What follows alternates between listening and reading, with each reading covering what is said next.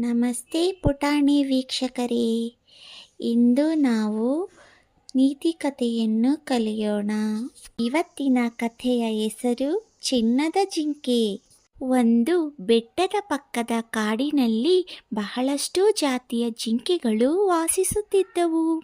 ಅವುಗಳು ಮನಮೋಹಕವಾದ ಚಿನ್ನದ ಬಣ್ಣದ ಚರ್ಮವನ್ನು ಹೊಂದಿದ್ದವು. ಅದರ ಚರ್ಮ ಎಷ್ಟು ಹೊಳೆಯುತ್ತಿತ್ತು ಎಂದರೆ ಅದು ನಿಜವಾದ ಚಿನ್ನದಂತೆ ಕಾಣುತ್ತಿತ್ತು. ತಿಪ್ಪ ಎಂಬ ಒಬ್ಬ ಬೇಟೆಗಾರನು ಪಕ್ಕದ ಹಳ್ಳಿಯಲ್ಲಿದ್ದನು. ಆತನು ಚಿನ್ನದ ಜಿಂಕೆಗಳ ಬಗ್ಗೆ ಬಹಳಷ್ಟು ಕಥೆಗಳನ್ನು ಕೇಳಿದ್ದನು. ತಿಪ್ಪ ಇಡೀ ಕಾಡೆಲ್ಲ ಹುಡುಕಿ ಕೊನೆಗೆ ದೂರದ ಕಣಿವೆಯಲ್ಲಿ ಅವುಗಳು ಮೇಯುತ್ತಿರುವುದನ್ನು ಕಂಡನು.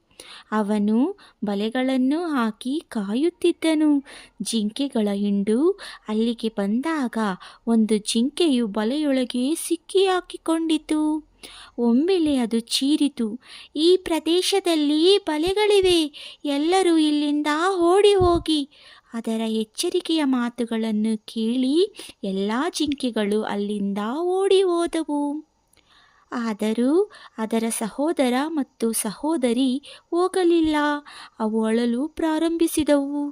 "ನಿನ್ನನ್ನು ಇಲ್ಲಿ ಬಿಟ್ಟು ನಾವು ಹೇಗೆ ಹೋಗೋದು ಸಹೋದರನೇ? ನಾವೆಲ್ಲರೂ ಬದುಕಿರುವವರೆಗೂ ಒಟ್ಟಾಗಿರೋಣ" ಎಂದವು. ತಿಪ್ಪ ಇದನ್ನೆಲ್ಲ ನೋಡುತ್ತಿದ್ದ.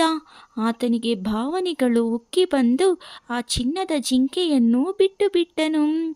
ತಿಪ್ಪ ಈಗ ನಿಜವಾದ ಪ್ರೀತಿ ಮತ್ತು ವಾತ್ಸಲ್ಯದ ಬೆಲೆಯನ್ನು ಅರ್ಥ ಮಾಡಿಕೊಂಡನು. ಈ ಕಥೆಯ ನೀತಿ ಏನೆಂದರೆ, ನಿಜವಾದ ಪ್ರೀತಿಗೆ ಸರಿಸಮನಾದದ್ದು ಯಾವುದೂ ಇಲ್ಲ.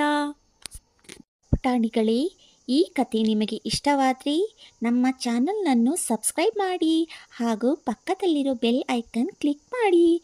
ಲೈಕ್ ಮಾಡಿ, ಶೇರ್ ಮಾಡಿ ಹಾಗೂ ಕಮೆಂಟ್ ಮಾಡಿ. Thank you.